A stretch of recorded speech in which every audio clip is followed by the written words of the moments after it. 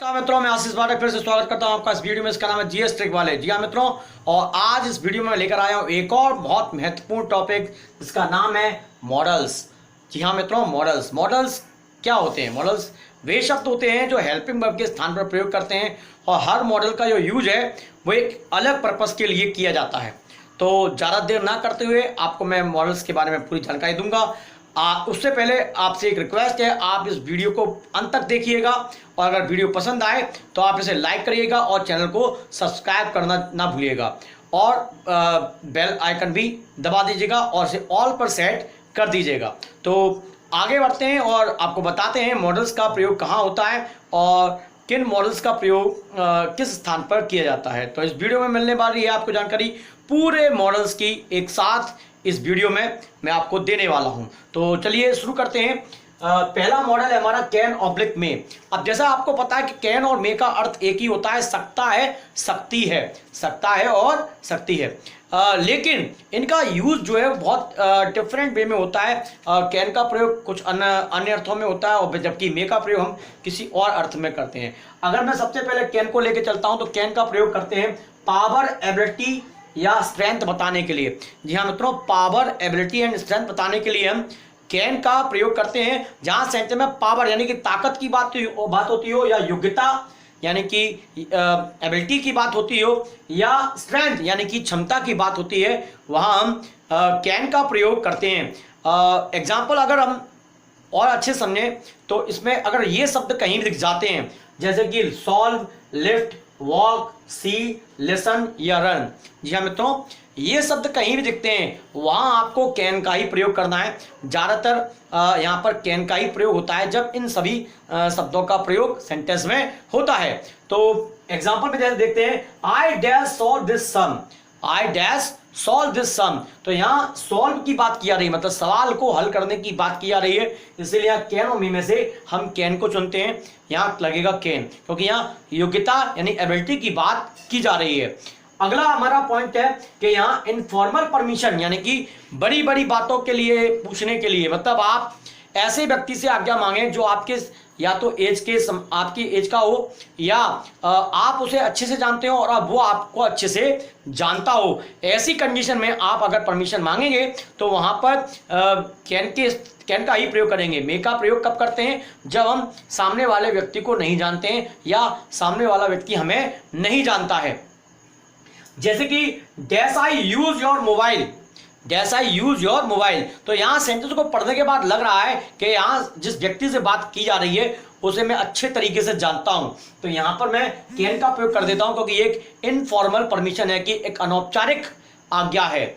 जैसे कि हम आगे देखते हैं, यहाँ अगर हम ऑर्डर की बात करें यानी आदेश देने की बात जब भी करते हैं सेंटेंस में, तो हम कैन का प्रयोग करते हैं। यहाँ कैन का प्रयोग कब करते हैं? यहाँ आदेश आता हो। जी हाँ मित्रों, समझिएगा, आदेश जहाँ आता है वहाँ हम कैन का प्रयोग करते हैं। जैसे कि यू डैश गो नाउ, अब तुम जा सकते हो। तो यहाँ सीधा सीधा ये हम कह रहे हैं कि तुम यहाँ से जा सकते हो। तो एक ऑर्डर है, आदेश है, तो आदेश देने के लिए हमेशा हम जो है कैन का प्रयोग करते हैं। आगे बढ़ते हैं, अगर आगे समझे मे को, तो मे का प्रयोग होता है संभावना यानी कि पॉसिबिलिटी बताने के लिए हम मे का प्रयोग करते हैं जब 50-50 संभावना हो। मतलब संभावना भी तीन प्रकार की होती है। एक जब 50-50 चांस हो, मतलब काम हो भी सकता है और काम नहीं भी हो सकता है।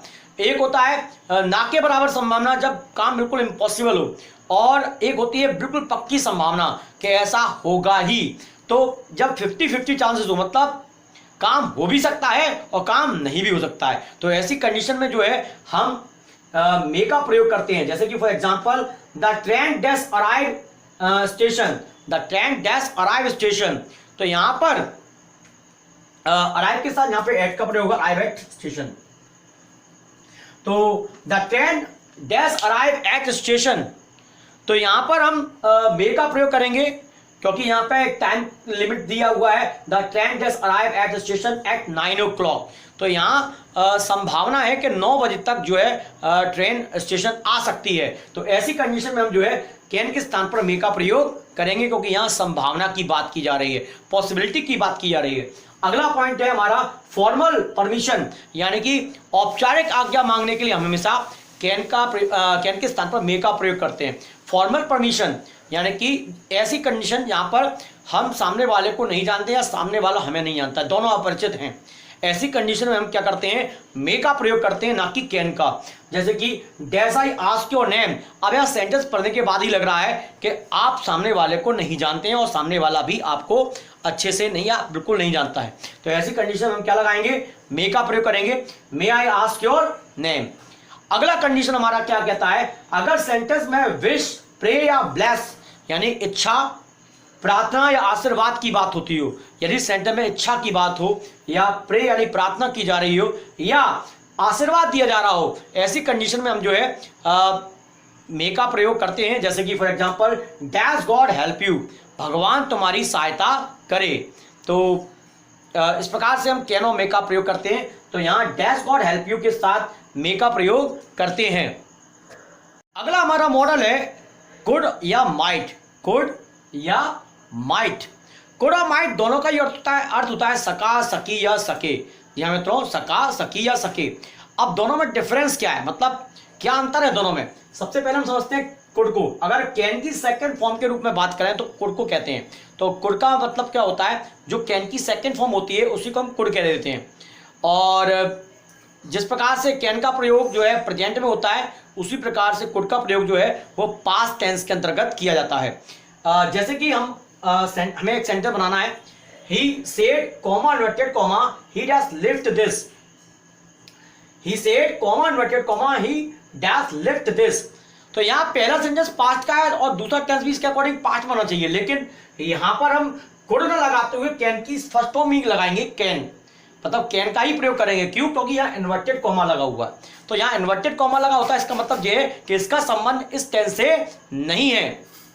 तो ऐसी कंडीशन में हम जो है यहाँ कुड न लगाते हुए कैन का प्रयोग करेंगे, क्योंकि इन्वर्टेड कॉमा लगा हुआ है। लेकिन अगर प्रकार से सेंटेंस आता है, इस प्रकार से अगर सेंटेंस आए, ही said that he does lift that, तो यहां पर पहला सेंटेंस पास्ट का है, तो पहला सेंटेंस पास्ट का है तो उसके अकॉर्डिंग दूसरा टेंस भी जो है पास्ट में बनना चाहिए।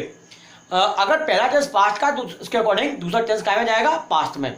चूंकि यहाँ बीच में दैट का प्रयोग किया गया है या कॉमा का प्रयोग किया गया है, तो इस कंडीशन में हम जो है पहले टेंस को हम पास्ट के अकॉर्डिंग मानते हुए दूसरे टेंस में जो है हम कैन की सेकंड फॉर्म कुड का प्रयोग कर देते हैं।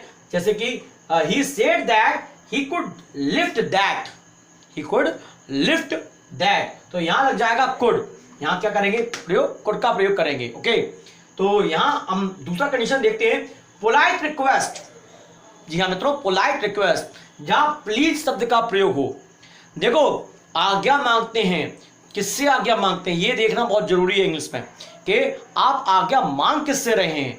आप अगर आज्ञा अपने बराबर वाले व्यक्ति से मांग रहे हैं तो आप कैन का प्रयोग करेंगे, और अगर आपसे जो व्यक्ति बड़ा है उम्र में, या आपके पिताजी हैं या आपकी माँ हैं या आपके ग्रैंडफादर या ग्रैंड मदर हैं, तो उनसे आज्ञा मांगने के लिए आपको कैनों में नहीं लगाना, वहां आपको लगाना है कुड का प्रयोग, पोलाइट रिक्वेस्ट। कुछ लोग कहते हैं अंग्रेजी बड़ी बदतमीज भाषा है, लेकिन ऐसा नहीं है। यहाँ अगर हम पोलाइट रिक्वेस्ट करते हैं, अगर अपने बड़ों से अगर कोई आज्ञा मांगते हैं, तो यहाँ कैन और मे के स्थान पर कुड का प्रयोग करते हैं, या सेंटेंस में प्लीज शब्द का प्रयोग हो जाए और पोलाइट रिक्वेस्ट हो जाए, तो इस कंडीशन में हम जो है कुड का प्रयोग करते हैं, ना कि कैन और मे का। तो आगे देखते हैं, माइट की तरफ देखते हैं कि माइट क्या कहता है। माइट कहता है कि मे की सेकंड फॉर्म, जी हाँ मित्रों, मे की सेकंड फॉर्म के रूप में माइट का प्रयोग होता है। जो कार्य मे करता है वही कार्य माइट का है, लेकिन अंतर यह है कि मे प्रेजेंट में लगता है और माइट पास्ट में प्रयोग होता है। जैसे कि he said comma inverted comma it dash ran today, तो यहां पर भी कॉमा इन्वर्टेड कॉमा लगा हुआ है। इसका अर्थ यह है कि यहाँ कॉमा इन्वर्टेड कॉमा लगा होता है, वहां आपको फर्स्ट फॉर्म का ही प्रयोग करना है, यानी कि इसका संबंध आपके इस सेंटेंस से नहीं है। तो ऐसी कंडीशन में हम यहाँ मे का ही प्रयोग करेंगे, क्योंकि संभावना वाली बात हो रही है, वर्षा होना एक संभावना का संभावना को दर्शाने वाला सेंटेंस है, तो यहाँ हम मे का प्रयोग कर देते हैं। लेकिन इस प्रकार से सेंटेंस आता है, he said that it dash ran that day, तो यहाँ पर माइट का प्रयोग करेंगे, क्योंकि पहला सेंटेंस जो है पास्ट का है, और रूल ये कहता है कि अगर पहला टेंस पास्ट का हो तो दूसरा टेंस भी जो है पास्ट में ही बनता है, इसीलिए यहाँ माइट का प्रयोग करेंगे। दूसरा कंडीशन माइट का ये कहता है कि ना के बराबर संभावना, अगर सेंटेंस में बिल्कुल संभावना नहीं है, या ऐसी कंडीशन है कि जो लगभग इम्पॉसिबल के समथिंग है, तो ऐसी कंडीशन में हम जो है मे का प्रयोग ना करते हुए माइट का प्रयोग कर देते हैं। जैसे कि there is no cloud in the sky, आसमान में बादल नहीं है। There is no cloud in the sky, मतलब आसमान में बादल नहीं है। तो इस कंडीशन में यहां ना के बराबर संभावना की वर्षा होगी। तो इट डैश रेन टुडे, तो मतलब ना के बराबर संभावना है कि वर्षा हो। ऐसी कंडीशन में हम जो है माइट का प्रयोग कर देते हैं। यहां क्या लगेगा, माइट का प्रयोग करेंगे क्योंकि ना के बराबर संभावना है। अगला मॉडल है वुड। वुड का मतलब होता है गा गी गे या ता ती ते। वुड का प्रयोग विल की सेकंड फॉर्म के रूप में किया जाता है। यहाँ विल की सेकंड फॉर्म के रूप में वुड का प्रयोग कर सकते हैं। जैसे कि he said comma inverted comma he dash come here tomorrow, तो यहाँ पे भी इन्वर्टेड कॉमा लगा हुआ है। अगर इन्वर्टेड कॉमा लगा है मतलब इस सेंटेंस का संबंध इस सेंटेंस से नहीं है, तो ऐसी कंडीशन में हम विल का प्रयोग करेंगे ना कि वुड का। लेकिन अगर सेंटेंस में या इन्वर्टेड कॉमा के स्थान पर दैट लगाओ या कॉमा का प्रयोग हो या कोई और कंडीशन लगाओ, तो इस सेंटेंस का संबंध हम इस सेंटेंस से मानेंगे। तो ऐसे कंडीशन में हम विल की सेकंड फॉर्म वुड का प्रयोग करेंगे। तो ये हो जाएगा ही said that he would come here the next day, तो यहां लग जाएगा वुड। दूसरी कंडीशन इसकी है कि अगर पहले सेंटेंस में इफ के साथ पास्ट इंडेफिनिट हो, यदि पहले सेंटेंस में इफ के साथ पास्ट इंडेफिनिट होगा तो दूसरे सेंटेंस में वुड का प्रयोग करेंगे। जैसे कि if you told me I dash go there, तो पहला टेंस पास्ट इंडेफिनिट का है, इफ लगा हुआ है, तो दूसरे सेंटेंस में क्या लगाएंगे, वुड का प्रयोग करेंगे। तीसरी कंडीशन है यदि सेंटेंस में लाइक टू लगा हो तो वुड का प्रयोग करते हैं। जैसे कि dash you like to take tea, तो यहाँ लाइक टू का प्रयोग हुआ है, तो लाइक टू यहां भी लगेगा, वहां क्या लगाएंगे, वुड का प्रयोग करेंगे। यहां क्या लगाएंगे, वुड का प्रयोग करेंगे। हमारा शुड, ना चाहिए, नी चाहिए या ने चाहिए, सेल की सेकंड फॉर्म के रूप में शुड का प्रयोग किया जाता है। सेल की सेकंड फॉर्म के रूप में शुड का प्रयोग किया जाता है। जैसे कि example I said comma inverted comma I dash go there next week, तो यहां पर इन्वर्टेड कॉमा लग रहा है, अर्थात पहले सेंटेंस का संबंध दूसरे सेंटेंस से नहीं है। इस कंडीशन में यहां लगाएंगे शैल। तो अगर दूसरी कंडीशन देखते हैं, अगर सेंटेंस में बीच में दैट लगा हुआ है या कोई और कंजक्शन लगा हुआ है, तो यहाँ पे शुड का प्रयोग करेंगे। I said that I just go there next week, तो यहाँ सेल की सेकंड फॉर्म शुड का प्रयोग कर देते हैं। दूसरा कंडीशन है यदि ड्यूटी यानी कि कर्तव्य की बात होती है या एडवाइस दी गई हो यानी सलाह दी गई हो, तो हम शुड का प्रयोग करते हैं। You dash clean your room, तो यहाँ एक एडवाइस भी है, साथ में ये कर्तव्य भी बताया जा रहा है, तो यहाँ शुड का प्रयोग करेंगे। या हम बोलेंगे you dash wear red T shirt, तो यहाँ एडवाइस दी गई है, क्या दी गई है, एडवाइस, तो एडवाइस देने के लिए भी हम यहाँ शुड का प्रयोग करेंगे। तीसरा कंडीशन जो है बहुत महत्वपूर्ण है, अगर सेंटेंस में लेस दिया हो तो लेस का प्रयोग जब भी करते हैं तो वहां पर हमेशा शुड का प्रयोग होता है।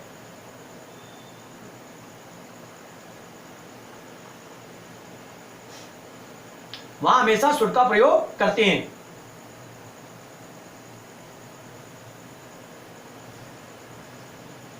For example work properly less you should not get salary. अगला मॉडल है मस्ट, जरूर, ना चाहिए। इसका प्रयोग मजबूरी या अति आवश्यकता बताने के लिए किया जाता है। जब सेंटेंस में मजबूरी की बात हो या अति आवश्यकता की बात हो तो मस्ट का प्रयोग करते हैं। जैसे कि यू डैश टेक मेडिसिन, तो यहाँ मजबूरी भी है और अति आवश्यकता भी, इसलिए यहाँ मस्ट का प्रयोग करेंगे, यहाँ लगाएंगे मस्ट। और अगर सेंटेंस में पक्की संभावना दी गई हो या बिल्कुल सर्टेनिटी हो तो ऐसी कंडीशन में मस्ट का प्रयोग करते हैं। जैसे कि you are very weak in study, you dash fail in exam, तो ऐसी कंडीशन में हम यहाँ मस्ट का प्रयोग करेंगे क्योंकि यहाँ पक्की संभावना है।